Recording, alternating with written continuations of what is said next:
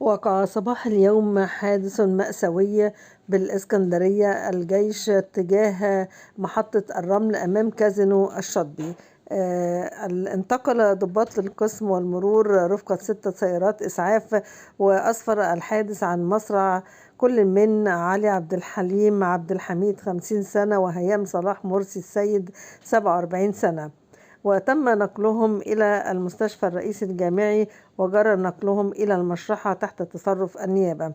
أصيب أيضا 7 آخرون، هم كل من نور علي عبد الحميد اشتباه بالساق اليسرى والحوض، وهمس ممتاز حسين كسر مضاعف بالقدم، وباسم حمدان حسين 19 سنة اشتباه نزيف بالمخ والبطن، وممتاز حسين عواد كسر مضاعف بالساق اليمنى، وشيماء صلاح مرسي السيد 39 سنة اشتباه كسر بالقدم اليسرى، وملاك ممتاز حسين 18 سنة اشتباه كسر بالقدم اليسرى، وتسنيم علي عبد الحميد جرح قطعي بالوجه واشتباه كسر بالفقرات الظهرية.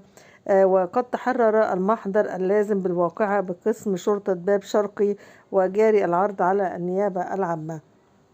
يعني نتمنى السلامة للجميع.